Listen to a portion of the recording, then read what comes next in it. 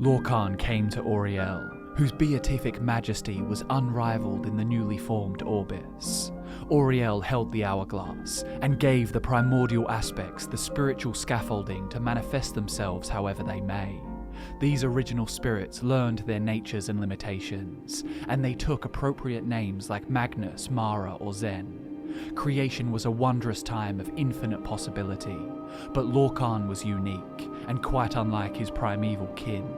He was more of a limit than a nature, and in this respect, he could only truly manifest by interacting with others.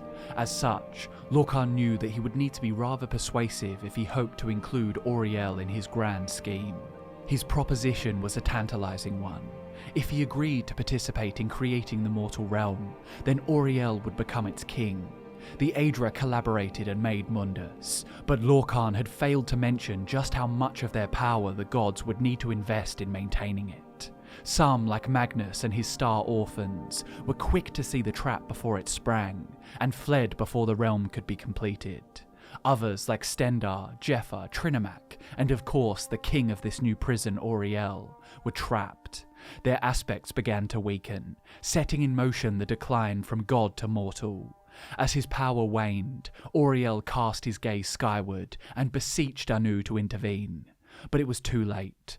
All Auriel and his allies could do now was take vengeance against Lorkhan the Deceiver, and endeavour to ensure that no weaker spirits fall for the trickster's beguiling promises. As king of the Altmer, Auriel kept his flock pure of soul and of blood, but the tainted spirits, the Daedra, were just like Lorkhan, and they were tireless in their efforts to corrupt.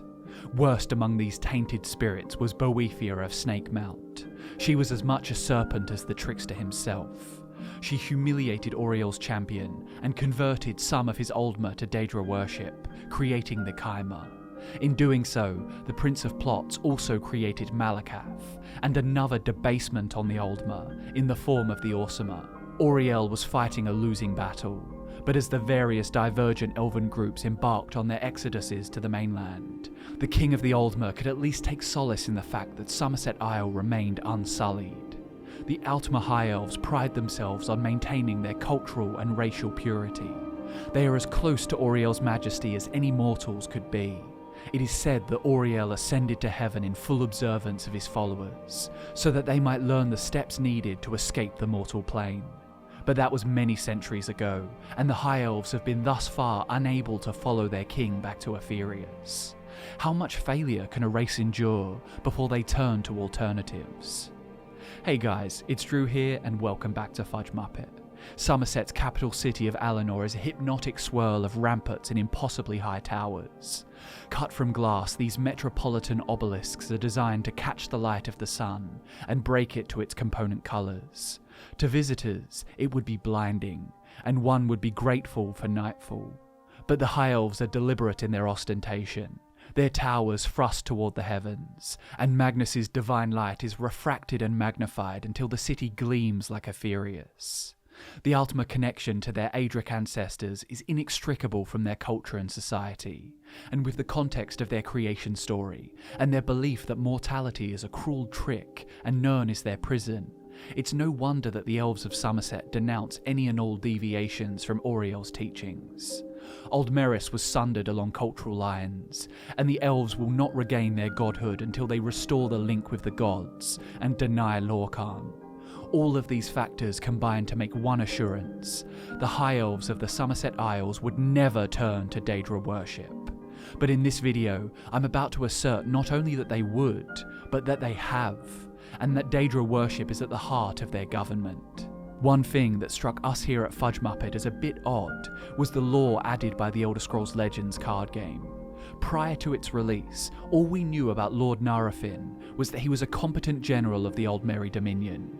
Naarifin and his army made swift work of invading Cyrodiil and managed to capture the Imperial City. Aside from the typical details of conducting warfare, we learn little about the Mer himself and his motives. We do get some indication from Legate Justianus Quintius's writings that Naarifin was not magnanimous in victory, and allowed his troops to commit war crimes on the Imperials. Quintius writes, "The Imperial Palace was burned, the White Gold Tower itself looted, and all manner of atrocities carried out by the vengeful elves on the innocent populace. He then goes on to say that upon reclaiming the city and defeating the occupants, Lord Naarifin was kept alive for 33 days, hanging from the White Gold Tower. It is not recorded where his body was buried, if it was buried at all. One source claims he was carried off by a winged Daedra on the 34th day. I'm not taking sides here, but purely judging by the nature of war and the ferocity of this conflict, I would rather defer to an unbiased source on such a heated topic. The severity of his punishment, if accurate, would make sense if atrocities were committed, and the arrival of winged Daedra is very peculiar. Quintius's already dubious account relies on another unverifiable source to make that particular claim. But nevertheless, this is the best source we have on the details of the Great War. I would have considered his barbarity and his association with the Daedra to be hyperbolic from an imperial perspective, but that was until the Elder Scrolls Legends came along and focused its story around the forgotten hero, who donned the Emperor's armour to lead the charge against the tyrannical elves in the Battle of the Red Ring. It's revealed through this narrative that Lord Naarifin had much more nefarious plans than simply to occupy the imperial city until it could be properly integrated into the ever-expanding Altmer dominion. Naarifin was working with the forces of Oblivion to execute a plot he called the Culling. Working with the daedric prince Boethia, he planned to sacrifice mortals in order to loose hordes of Daedra upon Tamriel. In order to achieve high numbers of sacrifices, he reopened the Imperial City arena. Given how villainous Naarifin was revealed to be, I'm not sure why he bothered opening the arena at all, when Quintius has already claimed that Lord Naarifin had no qualms committing atrocities against the city's populace. Perhaps it was Boethia's doing, as she is notoriously fond of bloody competitions. The details of Naarifin's scheme are a little ambiguous, and he appears the caricature of pure evil. But perhaps with the exception of Molag Bal, evil in the Elder Scrolls universe is rarely so simple and superficial. Even Dagon the Destroyer has a virtue that serves as his catalyst for action, and that virtue is hope. The High Elves are often described as being invariably haughty and purity-obsessed, but stereotypes lack subtlety. If Lord Naarifin were that one-dimensional and only wished to unleash suffering on Tamriel, then he'd be a better fit for the Star Wars prequels and sequels than the Elder Scrolls. We don't know how many princes Naarifin colluded with, but Boethia is a certainty, and he was also in possession of Vermina's orb, so the Dreamweaver could well have favoured him too. Whatever the case, the culling failed, and Naarifin was defeated. The monstrous Mer may seem nothing like his daedric elitist kin. As everyone knows, Boethia is Auriel's eternal enemy. But I think there's been a spiritual paradigm shift in Somerset, at the highest level where the power resides. And this is where the notion of Daedra worship among the High Elves coalesces with one of our favourite theories here at Fudge Muppet, the dismantling of the towers. Anu and Padamai are opposites. Anu is the unquenchable illumination, Padamai is the deep darkness. But their interplay breeds contrast, and once they amalgamate, they become inseparable.